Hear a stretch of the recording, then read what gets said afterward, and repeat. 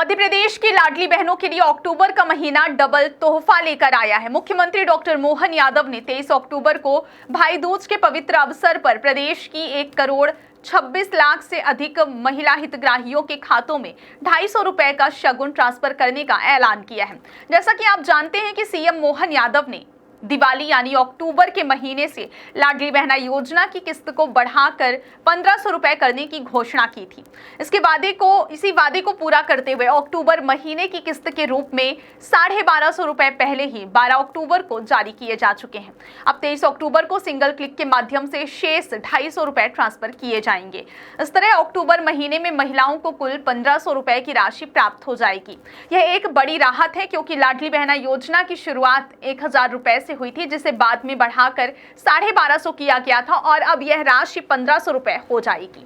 इस योजना को लेकर एक और खास बात यह है कि 23 अक्टूबर को यह 250 रुपए ट्रांसफर होने के बाद नवंबर के महीने से लाडली बहनों को सीधे 1500 रुपए की पूरी राशि उनके खाते में मिलनी शुरू हो जाएगी।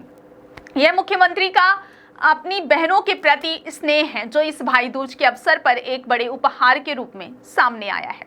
यह योजना मध्य प्रदेश की महिलाओं के सशक्तिकरण में एक महत्वपूर्ण कदम साबित हुई है।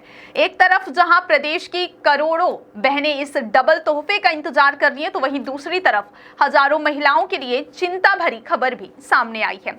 इस अक्टूबर महीने में कई ऐसी महिलाएं हैं जिन्हें 12 अक्टूबर को जारी की गई 1250 रुपए की किस्त नहीं मिली है। इसका सीधा मतलब है कि उन्हें 23 अक्टूबर को मिलने वाला 250 रुपए का भाई दूज का शगुन भी नहीं मिल पाएगा।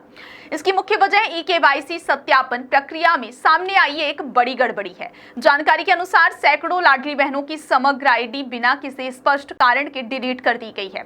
ये वे महिलाएं हैं जो पहले पूरी तरह से सत्यापित थी और नियमित रूप से योजना का लाभ ले रही थी। यह एक गंभीर मामला है। सतना जिले से ऐसा ही एक ताजा उदाहरण सामने आया है, जहां बड़ी संख्या में महिलाओं की समग्र आईडी डिलीट हुई है। समग्र आईडी डिलीट होने के कारण ये महिलाएं अब योजना के लाभ से वंचित हो गई हैं और उन्हें ना तो 1250 रुपए की किस्त मिली और ना ही 23 अक्टूबर को मिलने वाला 250 रुपए का शगुन मिलेगा। महिला बाल विकास विभाग, जो हर महीने यह किस्त जारी करता है, पिछले कुछ महीनों से गड़बड़ी का सामना कर रहा है। लाभार्थियों के आंकड़ों में लगातार गिरावट देखी गई है।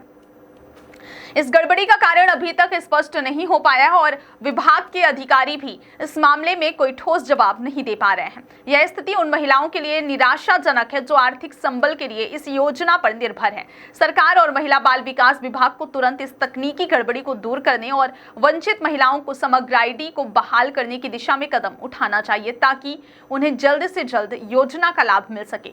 लाडली बहना योजना से जुड़ी एक और महत्वपूर्ण जानकारी उन महिलाओं के लिए है जिनकी उम्र 60 साल या उससे अधिक हो गई है।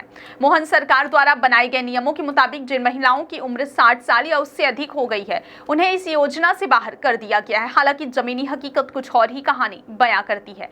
सतना जिले के कई गांवों में महिलाओं ने बताया कि वे महीनों से योजना की किस्त नहीं पा रही हैं। उनकी समग्र आईडी डिलीट बताई जा रही है, जबकि उन्होंने सभी दस्तावेज पहले ही सत्यापित करवा रखे थे। वहीं सरकार का कहना है कि जो महिलाएं इस बार की किस्त से वंचित रह गई हैं, उन्हें अगली किस्त में राशि समायोजित कर दी जाएगी, लेकिन इसके लिए ई-केवाईसी और समग्र आईडी का अपडेट जरूरी है।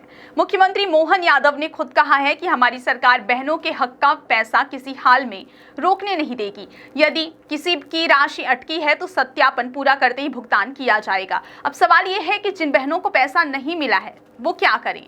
तो ध्यान दीजिए, सबसे पहले अपने समग्र आईडी पोर्टल पर लॉगिन करें और ई-केवाईसी स्टेटस चेक करें। अगर सत्यापन लंबित है या आईडी डिलीट दिखाता है तो निकटतम सीएससी सेंटर या पंचायत कार्यालय जाएं, वहां बायोमेट्रिक सत्यापन के साथ ई-केवाईसी पूरी करवाएं। बैंक खाते की लिंकिंग और आधार नंबर की जांच भी आवश्यक है। इसके बाद अगली किस्त से आपका पैसा फिर से मिलना शुरू हो जाएगा।